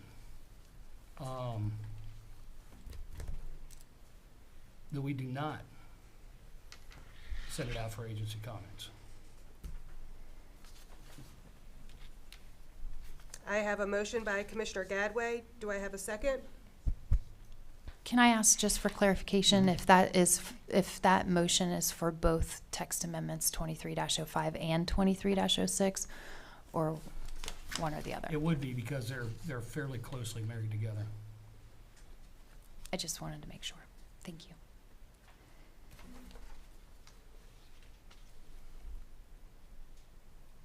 I'm not hearing a second. Further discussion? Is there any proposed changes in the zoning rewrite that would affect any of this that we just discussed? We haven't gotten to the town center zoning ordinances yet. We're just focusing on the county ordinance yet, but we are not looking at any density increases similar to this, no.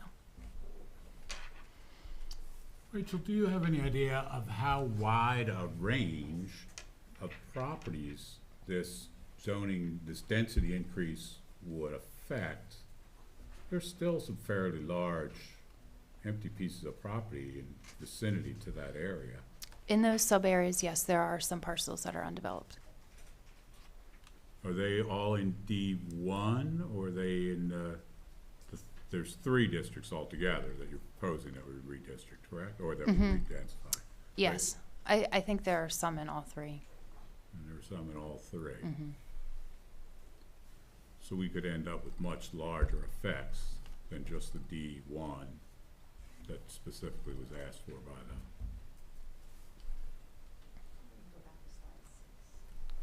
Can you go back to slide 6, please?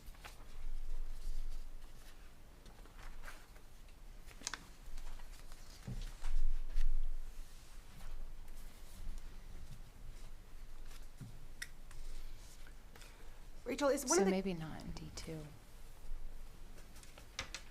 'Cause are we looking, is part of the conditions for age restricted? Or is that the target? I don't know if the applicant would like to comment on that. I believe that this is intended for a project in mind. I don't know the details on that. But, you know, we can't just do it for one project. It would would have to be for the entire area. So that's how it is being proposed. Would it, however, be possible to do it just for D1? Well, yeah, I mean, there's several things that could take place. We could restrict it to just D1. There's other conditions that could be added that could be looked at, whether you wanted to add a condition for the density increase to only apply to age-restricted housing. You could also add another condition to only allow for it to be a redevelopment purposes and not new development. So that there are other ways that the proposal could be restricted to not open it completely up in terms of density increase, so. Because increasing it, I'm going back to increasing everything in the D subgroup from 7 to 14 would open up hundreds, if not thousands, of possible residential dwellings to be built. And again, going back to the definition of the D1, it specifically states the reason why it's D1 is because it's relatively isolated from residential use. And to sit there and just throw that out the window and make it the most highly densely populated area south of Prince Frederick on Prince Frederick Boulevard, it would fly in the face of what that definition is. That's why I made the motion.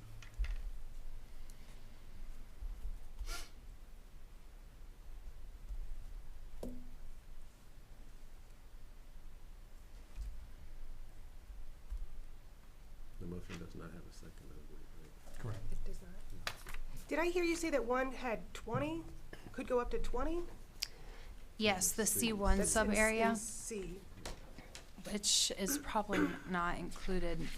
It's south of the, well, if you go back one more slide, you can just see the C1, which is the main drag, so to speak, along the boardwalk. It's at the very bottom of your screen, which is mostly completely developed at this point.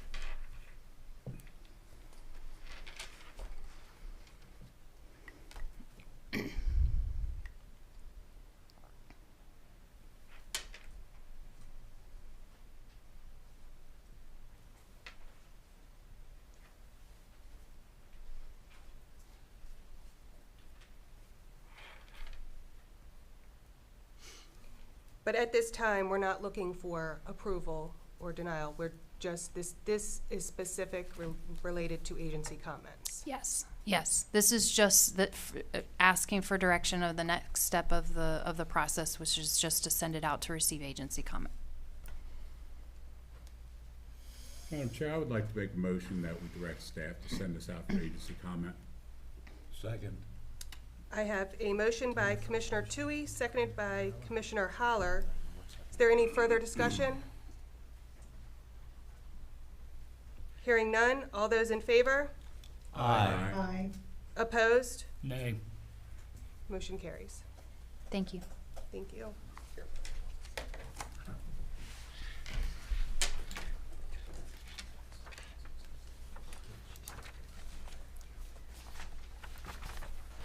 Moving on to Planning Commission, Bylaws and Rules of Procedure Subcommittee.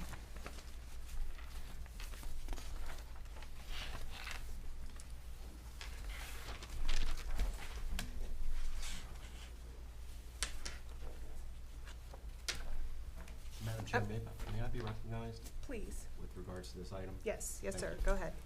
I have drafted, pursuant to your request, I've drafted language that I thought met the substance of what we had discussed at the prior meeting.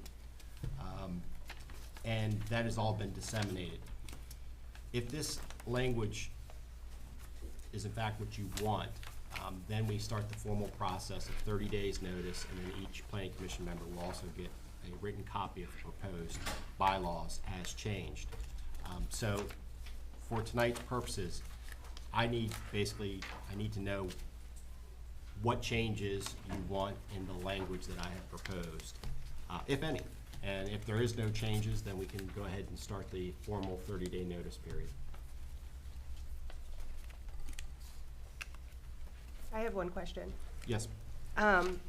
Where it says that the agenda of any meeting shall be prepared in advance as opposed to posted on the county's website in a regular place. Is that just mean the same place?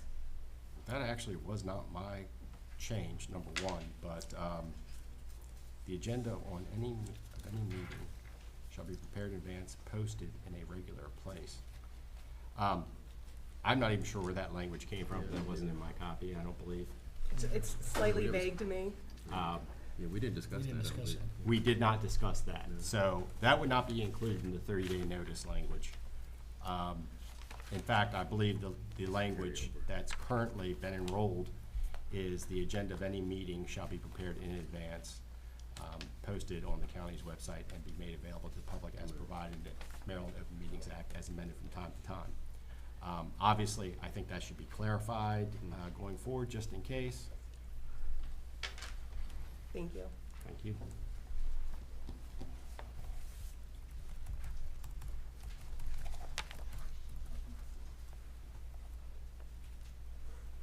Any other questions or comments? And I believe here, we are just looking for a consensus to publish as amended.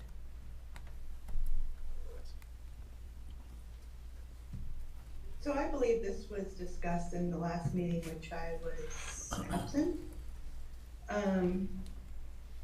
So the yearly attendance record shall further include a report of numbers of all absenteeism and recusals made by each member during the year being reported. So that's all new verbiage, correct? Yes, Commissioner.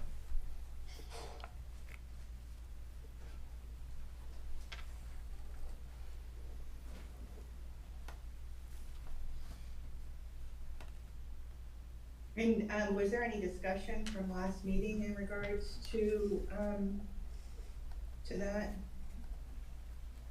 Is that something that was discussed last month? Yes, that was. I guess I don't have enough information as far as what happened in our last meeting, so I probably will abstain on this.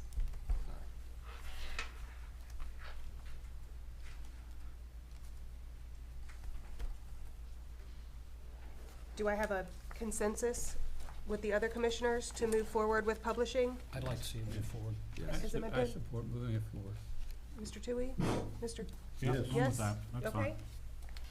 Um, With that direction, I will make sure it's posted at least 30 days notice, so it'll probably not be September's meeting, but October's meeting, and then I'll make sure that everyone is served a copy in writing. Okay, Thank you. thank you very much. Next on the agenda is item 11, items of interest. Item A, site plan and subdivision list. This is for information purposes only. No action is required. Are there any questions or discussion? Hearing none? Moving on to public comment. At this time, we will open up the meeting for public comment. We will take comments from people attending in person first, and then from those attending virtually or by telephone.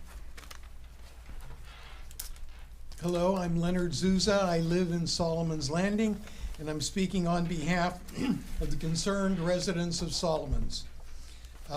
The property owners requesting the zoning changes for Solomon's can be expected to maximize their profits and would find very strong financial incentive to build as many dwellings as allowed by the requested zoning revisions. If these changes were approved, Calvert officials would be legally prevented from denying a request to tear down existing buildings in Solomon's Subdistrict D and develop as much of the property as possible into a high-density 14-unit location. Such a change would fundamentally change the character of Solomon's and make it a bedroom community. Furthermore, given its location near the northern access point to the Thomas Johnson Bridge, maximizing the number of residences in this location would have a significant harmful impact on local roads. So what we are requesting is that the Planning Commission require county staff to use strict, adequate public facilities ordinance methodologies to identify the maximum impact on roads, public utilities, and schools if the requested text amendment were to be approved, and to make these reports on these potential impacts available to the public. The point of our recommendation is to put some numbers on the impact of the proposed changes to the zoning. Commissioner Gadway raised some very good points, but those are quality points as to the quality of life and the nature of the character of our Solomon's community. We need to see hard numbers as to how many additional vehicles are going to be added there, how much additional capacity is going to be needed in public water facilities and sewage facilities. We also need to have an idea of what the impact would be on schools with a very large amount of work done. Now, my request, I realize that our request is somewhat unusual because planning and zoning staff would not normally do this type of a detailed APFO analysis at this stage of the process. But we as citizens don't know what the full impact would be unless and until the expertise of the planning and zoning staff were to look at it to be able to give the public an idea of what the impact would be on our lives. And we live right next to this piece of property that is being proposed to be opened up for high-density construction. Thank you very much for this opportunity to address you, and we look forward to the deliberations of the county departments and their ability to identify the impact that will affect the quality of our lives. Thank you. Thank you. Thank you. Thanks. Yes, sir. Good evening. There we go. My name is Bob Estes, and I'm speaking on behalf of myself. I want to thank the commissioners that attended the Keep Calvert Country, KCC, forum to gather information and hear public comment, and that was greatly appreciated. We had roughly 90 people in the library facility, plus the people that were on the Zoom call, which I think is fairly significant. Obviously, there's a lot of interest in the zoning ordinance changes. Secondly, in listening to the Armory Town lot discussion, It seems to me that I've heard before people trying to jam too much into too little, and then just getting a waiver or whatever you call the stuff to let that jamming of stuff into places that you can't turn around, and places that if you back up, you're gonna get rear-ended half the time. I hear that often. It just troubles me, and I can't give you statistics, but it just seems inappropriate to try to put too much into too little space. And lastly, the bike lanes. I love the thought that we're looking into making it safer to ride a bike in the town centers, which you look at the charrette and beyond, it always showed happy people riding bicycles, not getting run over by traffic, which is kind of nice. It seems like it's very ambitious to do as much as they say they want to do, although I don't know if any of it's more than striping. Some of it might be, but that's not a lot of money. I think it was 110,000 divided between 2 town centers, and it seems to me that that's not an awful lot of money to get to where they want to be, knowing that they will probably have to decide which is more important. And one might also wonder if there's a potential for future money. So, yeah, I'm all done. But it would be, I would encourage, and I don't know what power you have to encourage looking for extra funding in terms of grants, but hey, do it, save us, get us a little bit of exercise. So, thank you. Thank you.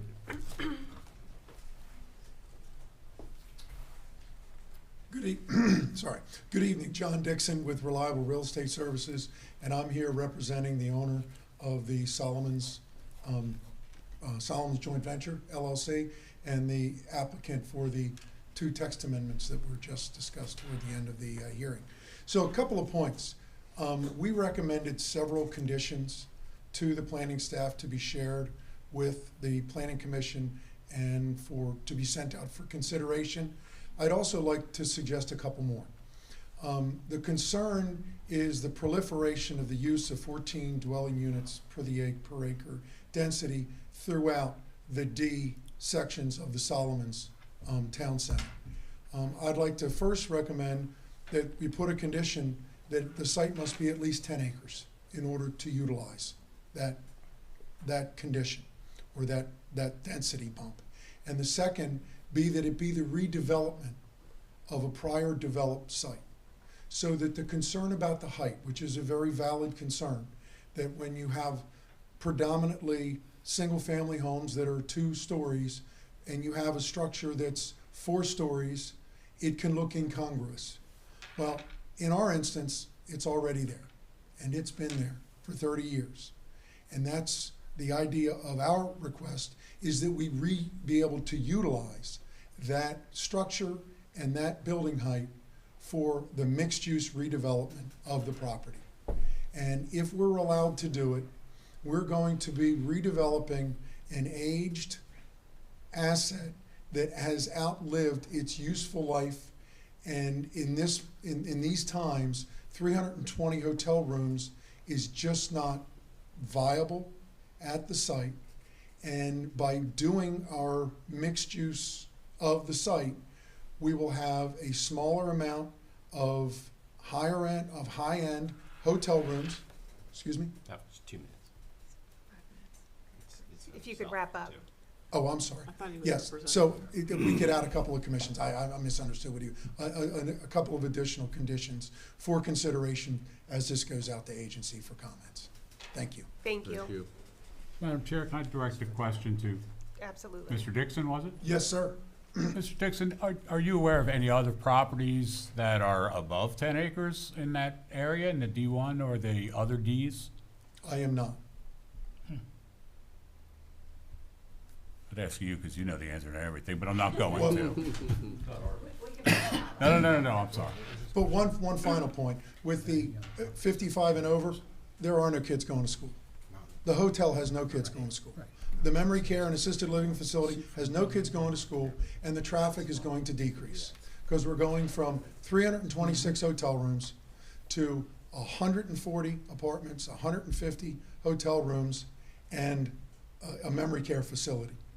And then we're going to refurbish the conference center and restaurant. So a lot of the concerns that I heard from one of the other residents, I think we can easily address. Thank you. Thank you. And Mary Beth, if we could get that information, I'd appreciate it. Thank you. I'd like you all to consider what if this doesn't happen. Just state your name for us, please. Oh, I'm John Simpson. I ran the place for 35 years. I still have an interest in it. But it's 9 acres and it's 326 hotel rooms. That's 36 units per acre. Now, suppose this goes to foreclosure and doesn't happen. Somebody buys that existing building. You could operate it as a hotel, and there's no restrictions on how your long-term rental. So in other words, somebody could rent those things. You could have a Flophouse Hotel in Solomons with a lot of traffic, a lot of issues, a lot of kids in school, and you've got a real problem. Or you've got an abandoned vacant building. This would be absolutely first-class development. It's 55 plus. A lot of people can't afford a waterfront home and have a boat. You'd be able to rent a place and have your boat right out back. I mean, it'd be a shame to let that building fall into some kind of disrepair or a use that is not consistent with going forward in Solomons. You know, this is first-class development. The area needs a hotel and a conference center. Commissioner Gadway wanted to have a conference there, but we couldn't accommodate him because the building was going to close. But there is a need for conference business in Solomons. Tourism dollars turn over 7 times in a local economy. That's people coming to Solomons and spending their money, visiting jobs, liquor stores, grocery stores, everything, with no impact on schools. I mean, and adequate public facilities. It's just a really sensible use of this property. And again, thank you. Thank you.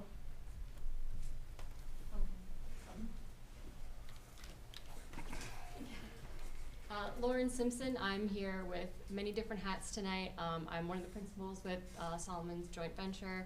As a Simpson family member, I live in Solomons. My children go to Our Lady, and my business is a neighboring business to the now closed Holiday Inn. I think that there is a very real concern that we don't want this big abandoned building. I've already talked to neighbors in the office building. We're having security issues already. And we also don't want the big sporadic unplanned growth. I love Solomons. My bubble is Solomons. But we have to be realistic about what else we can do with this property. We don't want apartments everywhere, but this is an existing building. So what are our choices realistically? We don't want it to go to rot. We don't want the long-term hotel stays. And I think with all the conditions, and the marina parcel makes it the 9 and the 1.2, it's just over 10. So that makes it really hard for anyone else in Solomons to do this, and solves not only our problems with an abandoned property, a neighboring abandoned property, which attracts crime and all these other issues and a real blight on the community, to really give us an asset in the community. And I think with those really strict conditions, we can alleviate the local concerns and make it work for all of us, because we want to be good neighbors. So, thanks. Thank you.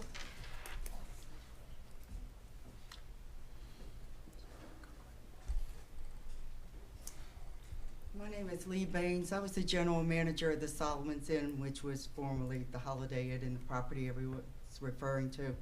And I'd like to speak for a group of people no one's thinking about. When we closed our facility, we had 83 staff members. Of those staff members, 1 out of 4 had been at that hotel for at least 15 years working. Now, the new ownership offered us a tremendously generous path forward.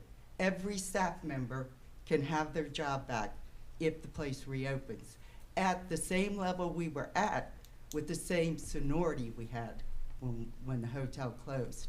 Please don't stand in the way. You know, we all got temporary jobs. I happen to still work at the property.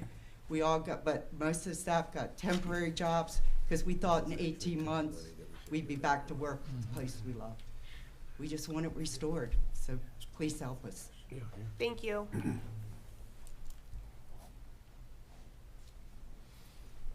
Madam Chair, Yes, is it possible for me to ask the Director of Planning and Zoning a question? sure. After public comment, I'm sorry. Hi, my name is Marquita Johnson, and I have worked at the Holiday Inn for 20 years. And we're all family there. And since we closed down, we don't see each other like we used to. And it affected a lot of people's livelihoods. Like some of us couldn't even find jobs. So we need this building to open back up so we can get back on that grind and serve the community like we've been doing all these years. Thank you. Thank you.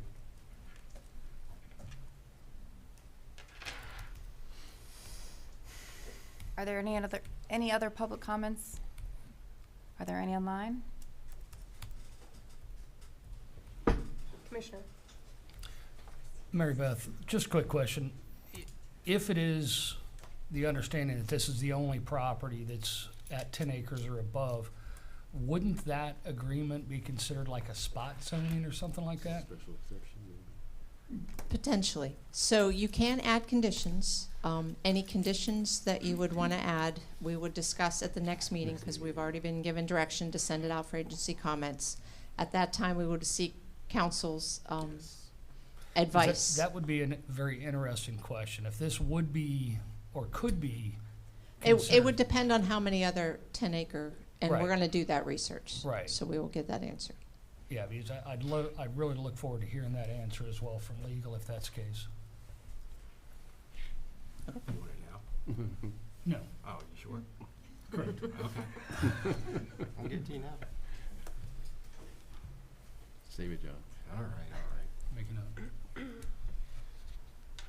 Our next scheduled planning commission meeting is September 20th, 2023. Finally, item 13, adjournment. Madam Chair, I would like to move that we adjourn for the evening. Second. I have a motion by Commissioner Tui, seconded by Commissioner Kernan. All those in favor? Aye. Opposed? Thank you all for attending this meeting tonight, and enjoy the rest of your evening.